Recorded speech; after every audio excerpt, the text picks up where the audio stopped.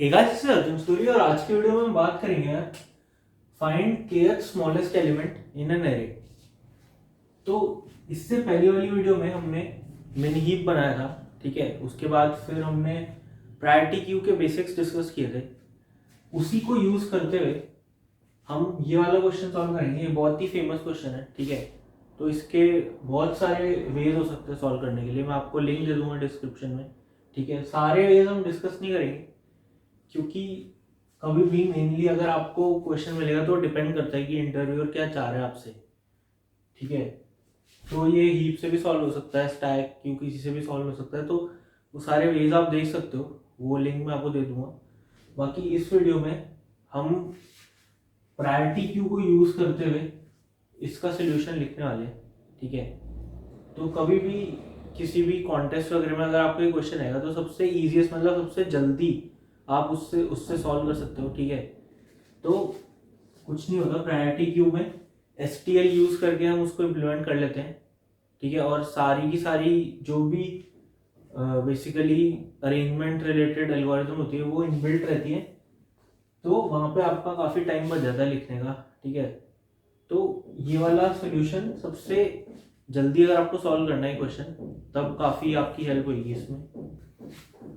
Solution को समझते ही है क्या, मतलब कोई एक एरे दे रखा है, ठीक है। उसके अंदर मल्टीपल एलिमेंट्स रहेंगे। अब उसमें आपको kth स्मॉलेस्ट निकालना है। k कोई भी वैल्यू दे दूंगा, मैं बोलूँगा कि फोर्थ स्मॉलेस्ट निकाल दो, ठीक है, या थर्ड स्मॉलेस्ट निकाल दो। तो k जो है वो हमेशा smaller than equal to n रहने वाला है, ठीक है। n क्या है? n यार हमारा टोटल पूरा जो साइज है एरे का वो n है, ठीक है। तो अब देखो कोई एरे मेरे पास है, सपोज करो 2 4 7 5 24 45 27 ऐसा करके कोई एरे है। तो मेरे को इसमें से बोला है कि फोर्थ k की वैल्यू 4 दे दी, ठीक है, कि फोर्थ स्मॉलेस्ट एलिमेंट इसमें से निकाल के रिटर्न करवा दो, ठीक है। तो इसको हम प्रायोरिटी क्यू की हेल्प से कैसे करेंगे वो देख लेते हैं एक बार। तो प्रायोरिटी क्यू आप वीडियो देख सकते हो, उसके बारे में थोड़ा बेसिक्स हमने डिस्कस किया था। थोड़ा सा और मतलब मैं बता देता हूँ इस वीडियो के लिए कि प्रायोरिटी क्यू कुछ नहीं होता यार। कोई भी क्यू क्या होती है, मतलब हम उसमें एलिमेंट एक तरफ से डाल सकते थे, ठीक है, और इधर से निकाल लेते थे। तो फीफो प्रिंसिपल पे क्यू काम करती थी, जो पहले आएगा वो पहले निकल जाएगा। प्रायोरिटी क्यू में ऐसा नहीं होगा। प्रायोरिटी क्यू में जो भी सारे एलिमेंट्स होंगे उनकी प्रायोरिटी डिसाइड होगी। जैसे इसकी P1 P2 P3 ऐसा है, मतलब ये हाईएस्ट प्रायोरिटी का है, फिर ये। तो जो हाईएस्ट प्रायोरिटी का होगा वो सबसे पहले हम यूज कर रहे होंगे, ठीक है। तो इस केस में प्रायोरिटी क्यू हम यूज करके kth स्मॉलेस्ट निकालेंगे। तो इसका इंट्यूशन मैं आपको दे देता हूँ, मतलब बहुत ही सिंपल हो जाता है ये क्वेश्चन जब हम प्रायोरिटी क्यू यूज करते हैं, ठीक है। तो अगर मेरे को फोर्थ स्मॉलेस्ट एलिमेंट बोला है तो मैं क्या करूंगा, मेरे पास एक प्रायोरिटी क्यू है, इस एरे को ट्रेवर्स कराऊंगा, ठीक है। अब सबसे पहले 2 आया तो 2 को मैं प्रायोरिटी क्यू में डाल दूंगा। अब देखो, अब इस केस में हम वैसे तो कोई सी 2 टाइप की प्रायोरिटी क्यू हमने डिस्कस की थी, ठीक है, एक मिन हीप और एक मैक्स हीप, है ना। तो उसमें कोई मतलब फर्क बेसिकली इतना ही है कि मैक्स हीप वाली में सबसे जो मतलब सबसे जो ऊपर एलिमेंट रहेगा, ठीक है, तो उसकी वैल्यू सबसे ज़्यादा होने वाली है। और मिन हीप वाली में सबसे जो ऊपर एलिमेंट रहेगा, ऊपर मतलब जो सबसे पहले निकाल सकते हैं, ठीक है, जो सबसे पहले निकाल सकते हैं वो सबसे बड़ा रहने वाला है मैक्स हीप वाली प्रायोरिटी क्यू में, और मिन हीप वाली में सबसे छोटा रहेगा। तो यहाँ पे हम कोई सी भी यूज कर सकते हैं वैसे तो, बट मैक्स हीप हम क्यों करेंगे, क्योंकि उसका रीजन मैं आपको बताता हूँ, ठीक है। तो अभी के लिए इतना देख लो कि मैक्स हीप वाली प्रायोरिटी क्यू यूज करें, मतलब कि सबसे जो बड़ा एलिमेंट है वो सबसे आगे रहने वाला है, ठीक है। अब देखो 2 मैंने यहाँ पे डाल दिया, अब 4 आया तो 4 2 से पहले जाएगा या बाद में जाएगा? क्योंकि ये मैक्स हीप है, मतलब कि 4 जो है वो 2 से बड़ा है, तो जब निकाल रहे होंगे ना हम, तो 4 सबसे पहले निकलेगा, ठीक है। तो इसका मतलब 4 इसके आगे लगेगा, क्योंकि यहाँ से हम पॉप कर रहे होंगे, ठीक है। अब देखो, अब 7 आया, 7 का जाएगा, 7 इधर लग जाएगा। अब क्या है 5, अब जब 5 आया तो 5 7 से पहले लग जाएगा, ठीक है। बेसिकली कुछ नहीं, इंक्रीजिंग ऑर्डर में ये एलिमेंट्स अरेंज होते जा रहे हैं। अब के क्या है 4, मेरे को क्वेश्चन में मतलब पूछा क्या गया कि केथ स्मॉलेस्ट एलिमेंट बता दो, केथ स्मॉल मतलब 4th स्मॉलेस्ट बता दो, ठीक है। तो मैं क्या कर रहा हूँ यहाँ पे कि एट एवरी गिवन पॉइंट मैं एक क्यू मेंटेन करूंगा, ठीक है, वो जो कि 4 एलिमेंट्स की होगी। अब क्योंकि उनमें 4 ही एलिमेंट्स हैं, ठीक है, तो अब देखो इन चारों में जो सबसे बड़ा है वो हमेशा सबसे आगे रहेगा। तो अभी तक अगर मैं बात करूं, अगर सपोज करो कि एरे इतना सा होता है 2 4 7 5, ठीक है, तो ये चारों एलिमेंट यहाँ डल गए, तो अब मैं बोलूं कि 4 स्मॉलेस्ट निकाल दो, तो ये 7 रिटर्न करा देगा मेरे को, ठीक है। तो अभी तक में क्या 4th स्मॉलेस्ट 7 है? जी हाँ 7 ही है, ठीक है। तो इस केस में ये मतलब ट्रू होल्ड कर रहा है। अब देखो, अब 24 आया, तो अब मैं क्या करूं, 24 मैं चाहूं तो यहाँ पे ऐड कर सकता हूँ, ठीक है, बट मैं क्या करूंगा कि मतलब वैसे तो आप सारे के सारे ये मैक्स मिन हीप वाली प्रायोरिटी क्यू में डाल दो, ठीक है, मिन हीप वाली में डाल दिया, मतलब सबसे छोटे आगे हैं, सबसे छोटे सबसे बड़े पीछे हैं। अब जो सबसे छोटे आगे हैं उनको 4 बार पॉप करा दो, तो ये क्वेश्चन वैसे भी सॉल्व हो सकता है, ठीक है। पर इस केस में हम क्या कर रहे हैं कि इस क्यू को के साइज का ही रखेंगे, मतलब 4 साइज के रखेंगे। तो अब जब 24 आया तो 24 7 से तो बड़ा है ना, ठीक है, तो 24 7 से बड़ा है, मतलब अगर मैं इस एरे की बात करूं 2 से 24, तो इसमें भी 4th स्मॉलेस्ट मेरा 7 ही रहने वाला है, तो मैं 24 यहाँ पे ऐड ही नहीं करूंगा, ठीक है। अब देखो, अब सपोज करो 45 है, या इसको एक काम करते हैं, इसको छोटा रख लेते हैं, यहाँ पे 3 रख लेते हैं, यहाँ पे 1 रख लेते हैं, ठीक है। 24 यहाँ ऐड नहीं होगा।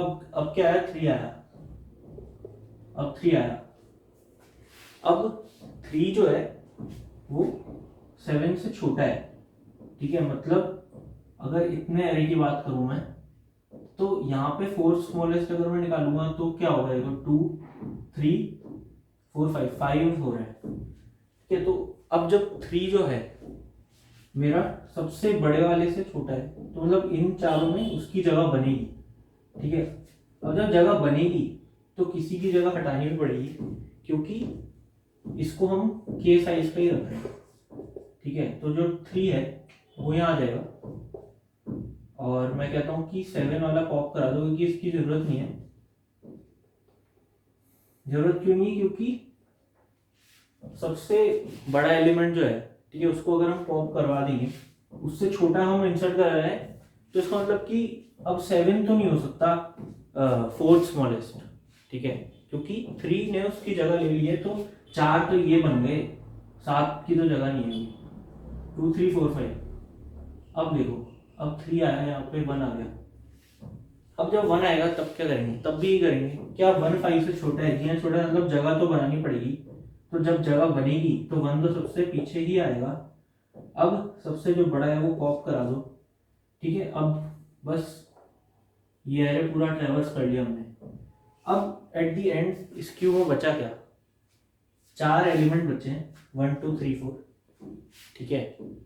अब इसमें से क्या मैं बोल सकता हूँ, अगर मैं सबसे ऊपर वाला पॉप करा दूं 4 मेरा आंसर होने वाला है हमेशा, ठीक है, 4 ही होगा आंसर।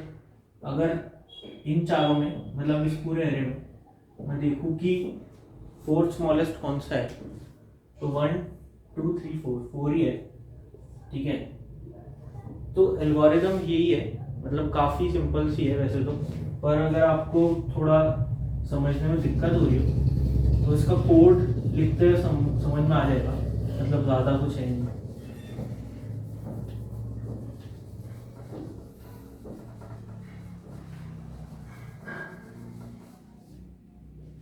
हाँ, इसमें एक चीज़ और कि हम के की ही क्यों मेंटेन कर रहे हैं, मतलब हम बेसिकली कुछ नहीं है कि एक दूसरा तरीका क्या हो सकता है, मिन हीप वाला बना लो। मिन हीप वाला मतलब कि सबसे आगे सबसे छोटे होने चाहिए, मतलब डिक्रीजिंग ऑर्डर में सब कुछ अरेंज कर दो। तो क्या होगा, 24, उसके बाद 7 5 4 3, 7 5 4 3 2 1, ठीक है, ऐसे बना लो। अब इसके बाद जो सबसे, मतलब इसको बेसिकली 4 बार पॉप करवा दो, 1 गया, 2 गया, 3 गया और 4 इज माई आंसर, ठीक है, ऐसे भी कर सकते हो। बट इस केस में जो क्यू बनेगी वो n साइज की बनेगी हमेशा, मतलब सारे एलिमेंट्स आपको क्यू में डालने ही पड़ेंगे, ठीक है। अगर मैं कह रहा हूँ कि मेरे को ऑक्सिलरी स्पेस k का चाहिए, ठीक है, बेसिकली जो स्पेस कॉम्प्लेक्सिटी है वो k का होना चाहिए, तो उस केस में मेरे को उतना ही एलिमेंट क्यू में डालना मतलब अलाउड होगा जितना k है। तो अब अपनी एल्गोरिथम में अगर k 3 है तो 3 element at every given point of time हम मेंटेन करके चलेंगे क्यू में, ठीक है।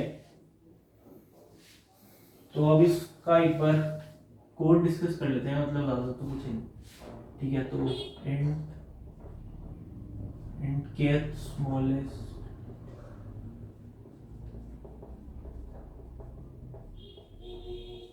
आर्ग्यूमेंट में क्या क्या लेना है तो ले सकते हो आप, एरे ले सकते हो एक तो,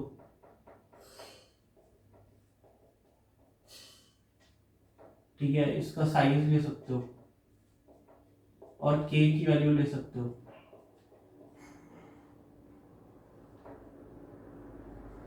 ठीक है। ये 3 चीजें लेंगे, इसके अलावा तो कुछ और बनेगा नहीं, मतलब हो ही जाएगा।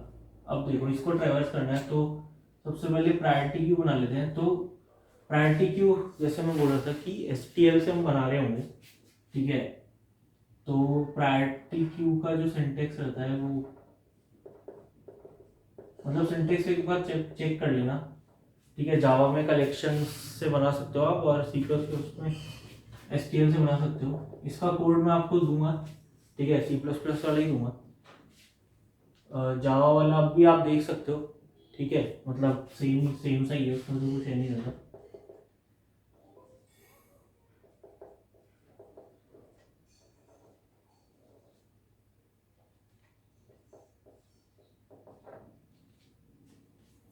प्रायोरिटी क्यू और मतलब PQ हमने उसको नाम दे दिया। तो अब देखो इसको ट्रेवर्स करवा लेते हैं।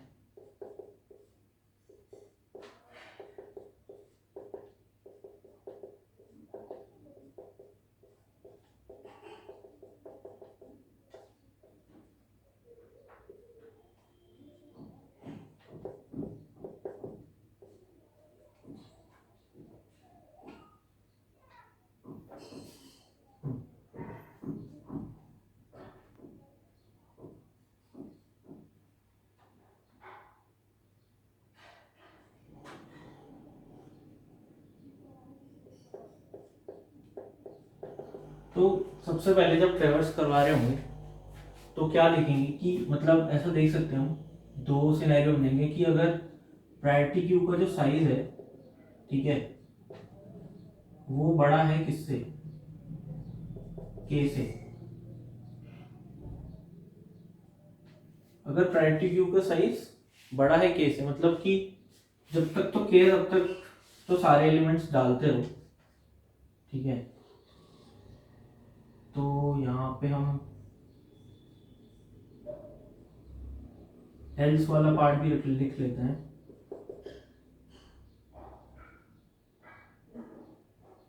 तो एल्स में क्या होगा, एल्स में कुछ नहीं है, जब तक जैसे के से बड़ा होगा तब इधर लेंगे, या फिर के से बड़ा और इक्वल में भी लेंगे।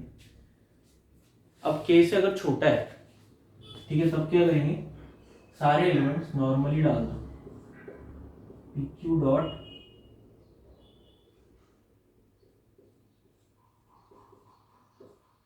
पुश कर दो क्या, एरे आई।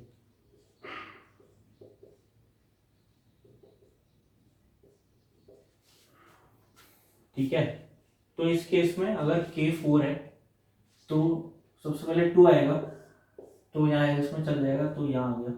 फिर 4 आया तो वो यहाँ आ गया, फिर 7 आया तो यहाँ आ गया, और फिर 5 आया तो इसके पीछे यहाँ आ गया। यहाँ तक तो सही है। ठीक है, एल्स वाला पार्ट चल जाएगा।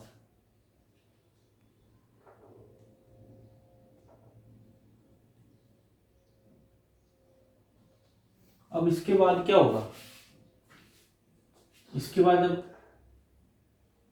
Q का साइज 4 हो गया। ठीक है, तो यहाँ पे आ गए, पी क्यू का साइज 4 या 4 से बड़ा है तो इसमें जाएंगे। तो अब क्या करेंगे, अब इसमें कब डालेंगे, मैंने जैसे बताया था कि अगर जो मेरा एरे आई है, नया एलिमेंट आया, ठीक है, अगर वो बड़ा है या छोटा है, छोटा होना चाहिए इससे। ठीक है, बड़ा है तब तो इसमें डालेंगे ही नहीं, अगर छोटा है तो चांस बनेगा इसमें डलने का। तो अगर एरे आई छोटा है, बराबर लेंगे, यहाँ पे बराबर लेने का कोई फायदा है, मतलब अगर यहाँ पे 7 आया मेरे पास एक और, तो 7 को लेने का तो कोई फायदा नहीं है।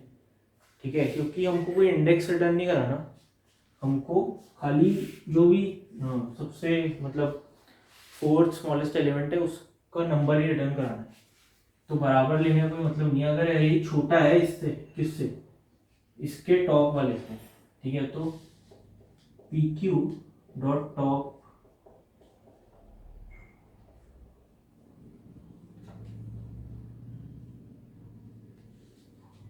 अगर एरे छोटा है पी क्यू के टॉप से, मतलब 24 आया, ठीक है, तब तो नहीं जाएगा इसमें क्योंकि ये बड़ा है। अब 3 आया, क्या 3 छोटा है 7 से, जी हाँ छोटा है, तो इसमें जाएगा। तो अब क्या होगा, सबसे पहले तो इसको पुश करा दो। ठीक है, 3 की जगह बनेगी यहाँ पे, तो जगह कैसे बनेगी, पी क्यू डॉट पुश